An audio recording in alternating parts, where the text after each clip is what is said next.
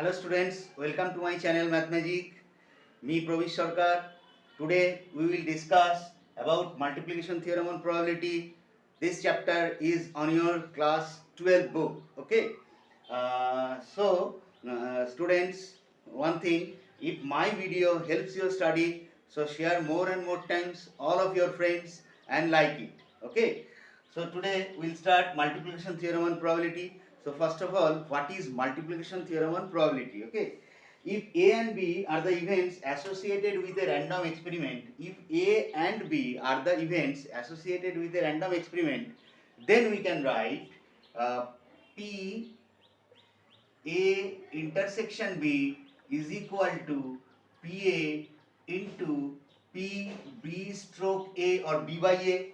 This is conditional probability B by A.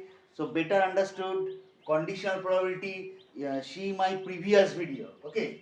Or you can write PB, that means probability of B, equal to PA stroke B or A by B. This is conditional probability. Okay. This is multiplication theorem on probability. So PA intersection B equal to probability of A into probability of B stroke A or B by A. Otherwise, you can write probability of B equal to PA probability of A by B. This is conditional probability. Okay. Now see, there are two events in multiplication theorem on probability. One is dependent event, another one is non-dependent event. Okay. So non-dependent or independent event.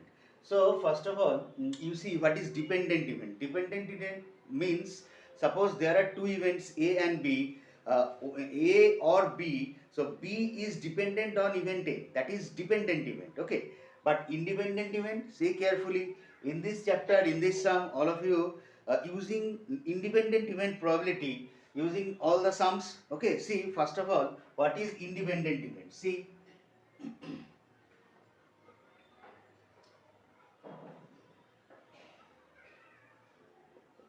What is independent event? See, what is independent events?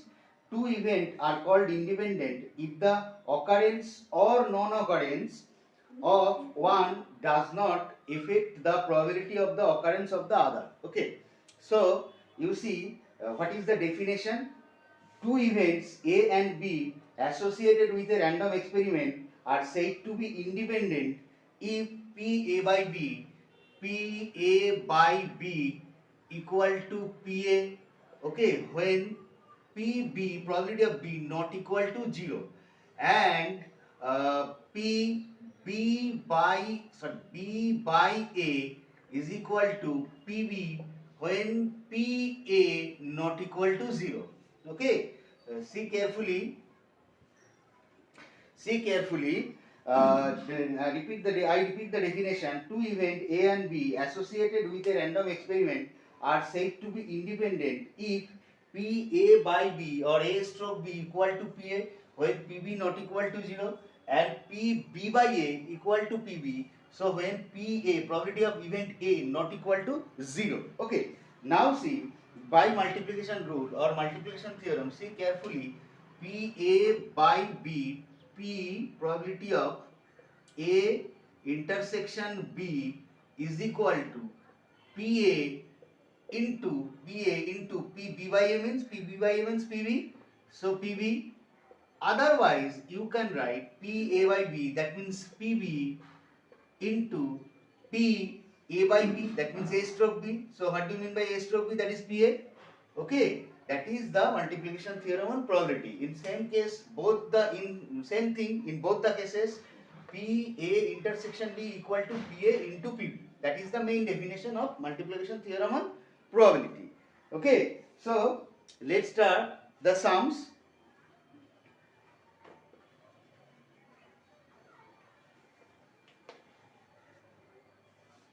See example number 1.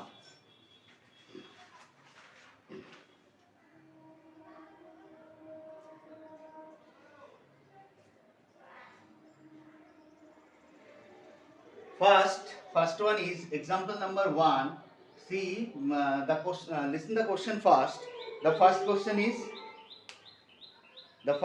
is two dice are thrown simultaneously if A be the event getting 6 on the first die and B be the event getting 2 on the second die. So event A and B are independent. Okay, so I repeat the question again. Two dice are thrown simultaneously. If A and B, the events getting 6 on the first die and B is the event getting 2 on the second die. So the question is, the events A and B are independent. So first of all, uh, see the event A is getting 6 on the second die. That means 1, 6, then 2, 6, then 3, 6, then 4, 6, then 5, 6, then 6, 6. Okay, see carefully, in every case 6 on the second die, and B is another event getting 2 on the first die. That means 2, 1, then 2, 2, then 2, 3, then 2, 4, then 2, 5, then last one is 2, 6. Okay, so B is the event where 2 on the first die. And what is A intersection B? Is equal to 2, 6, 2, 6, 2, 6. Only one event, that is common, 2, 6. Okay, and one thing all of you know, if two dice are rolled simultaneously, so what is the total outcome? 36. Total outcome is 36. Okay, now check this event are independent or not. Okay, so first of all, probability of event A equal to 1, 2, 3, 4, 5, 6. 6 divided by total outcome equal to 36. That means 1 by 6. Okay. Now probability of event B, that is there is also 6 event, 1, 2, 3, 4, 5, 6. 6 divided by 36. That means 1 by 6. Okay. Then PA, probability of event A into probability of event B equal to 1 by 6 into 1 by 6, that is 1 by 36. Okay, so see, therefore probability of event A intersection B is equal to only one event, that means 1 divided by 36. So it is clear, PA intersection B equal to probability of A into probability of B. This is the main condition of independent event. That means this condition is satisfied. So we can say that A and B is the event A and B is independent event. Here, look. Now come to the second example. See carefully. Come to the second example. Listen the question first. Second example, listen the question first. The question is, given that the event A and B are such that PA, probability of A equal to half, probability of B equal to X, and probability of A union B equal to 3 by 5. Probability of A equal to half, 1 by 2. Probability of B equal to X, and probability of A union B equal to 3 by 5. Okay. So this data is given, probability of A, probability of B, and probability of A union B. Now the question is, find the value of X, probability of B, X unknown. Find the value of X, number one, when the events are mutually exclusive event, and number two, subpart 2, when find the value of X when event A and B are independent event. Okay, so first of all, one by one, come one by one. First case, in first case, the two events are mutually exclusive. So all of you know, when two events are mutually exclusive, so we can write PA union B is equal to PA plus PB. Okay, now just put the value. PA union B equal to 3 by 5 equal to probability of event A, that is half, probability of event B, that is X. So after calculation we get X equal to 3 by 5 minus 1 by 2.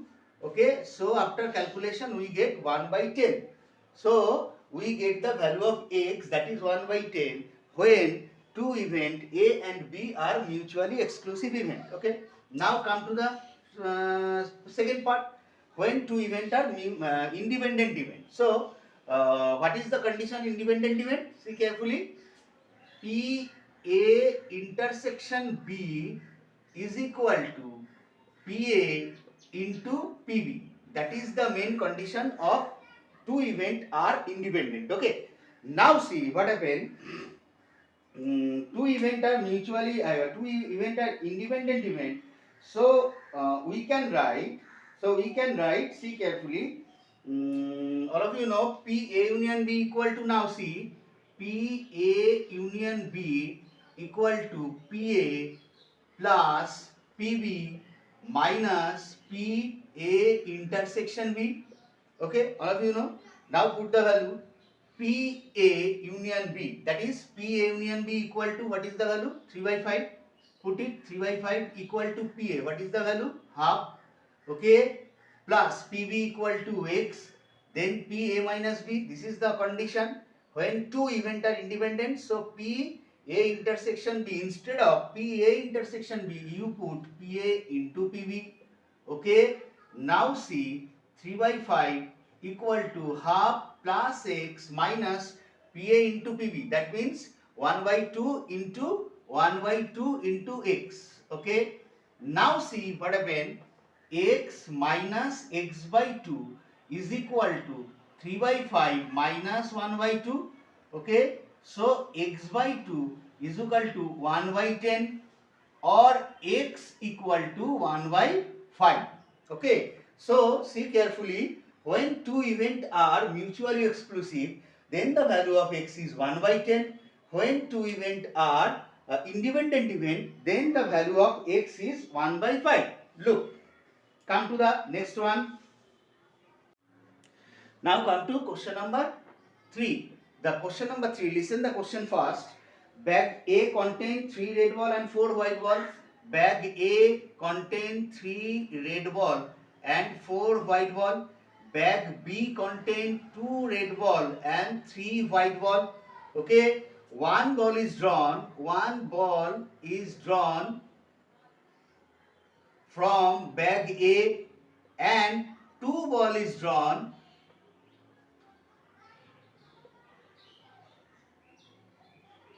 from bag B. Okay, one ball is drawn from bag A and 2 ball is drawn from bag B. Now the question is, listen the question first. There are two questions. One ball is red and 2 ball is white. Okay, and all the 3 balls are same color. Okay, now come to the part 1, sub part 1. So see, there in bag A there are 3 plus 4 total number of ball equal to 3 plus 4, that is 7, and in bag B total number of ball equal to 2 plus 3, that is 5. Clear? Now see, the first question is find the probability one ball is red and second ball is, and another 2 ball is white. So one ball drawn from bag A. Okay, so required probability equal to one ball is drawn from bag A. So there are 3 red ball. So 3 red ball, take 1 red ball. The probability is 3 divided by 7 into next 2 ball drawn from bag B, and next 2 ball is white. So there are 3 white ball in bag B. So out of 3 white ball, we take 2 white ball, that is 3C2. And what is the total probability? That is 5C2. Okay. Plus now see carefully. In first bag we took 1 white ball, that is 4 by 7, and in second bag we took 1 red and 1 white ball.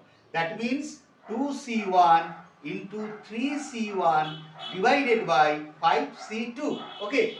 So I repeat, the first question is 1 ball is red and 2 ball is white. So 1 ball is red, we took the red ball from the first bag, that the probability is 3 by 7, and 2 ball is drawn from the second bag. So 2 ball is white. So out of 3 white ball, we took 2 white ball. So 3C2 divided by 5C2. Okay. Next is 1 ball is white taken from bag A. That means 4 divided by 7, and remaining 2 ball taken from bag B. That is 1 red and 1 white. That means 2C1 into 3C1 divided by 5C2. Okay, so look the calculation. The calculation is, after the calculation we get 3 by 7 into 3 by 10, 3 by 7 into 3 by 10 plus 4 by 7 into 4 by 7 into 3 into 2 divided by 10, 3 into 2 divided by 10. Okay, and after the calculation, finally we get the answer is 33 divided by 70. After final calculation, we get the result is 33 divided by 70. Okay, now come to the second one. The second one is all of the three ball are same color. Okay, all of the three ball are same color. Now see, so in that case, required probability, all are the ball are same color. Okay, so first one is red. So red color ball from the first bag, that is 3 divided by 7 into remaining 2 are bag, second bag, that means bag B. So remaining 2 ball, that means 2C2 divided by total probability equal to 5C2. Okay, then another case, these are all are red color, and another case all are white color, that means there are 4 white ball. So 4 divided by 7 into there are 3 white ball, that means 3C2, 2 red ball collect, or 2 white ball pick. So out of 3 white ball, 2 red ball pick, that is 3C2 divided by 5C2. Okay, in that case there are 3 ball that all are red color, and in this case there are 3 ball all are white color. Okay, so what is the answer? The answer is 3 by 7 into 1 by 10, 3 by 7 into 1 by 10 plus 4 by 7 into 3 by 10. Okay, so after calculation we get 15 divided by 70. 15 divided by 70, and what is the answer? That is after deduction we get 3 by 40. Okay, 3 divided by 40. This is the answer. Look, now come to the fourth example. Okay, the fourth one is, listen the question first.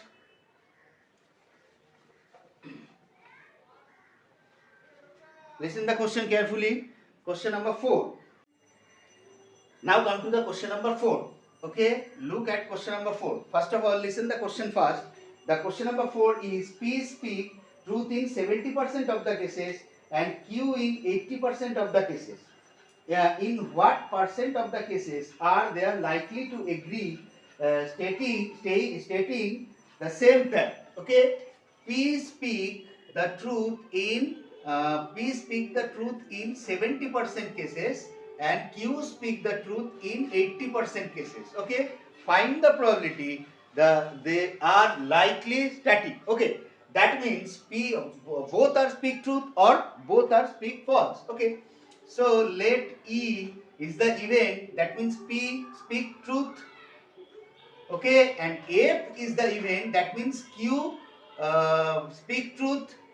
Okay, so probability of event E, that is 70%, that means 70 divided by 100, and probability of event F, that is 80%, that is 80 by 100.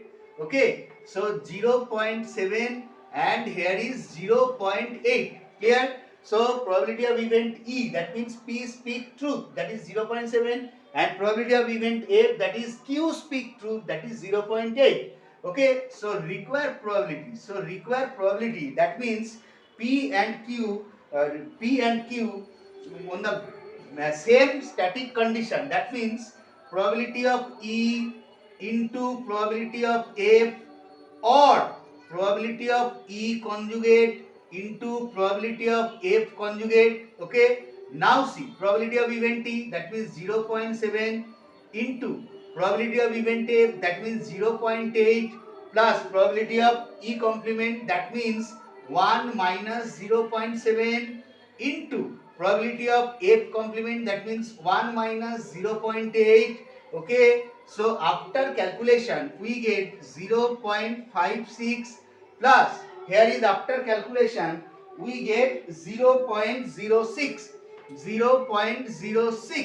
Okay, so we get 0.62.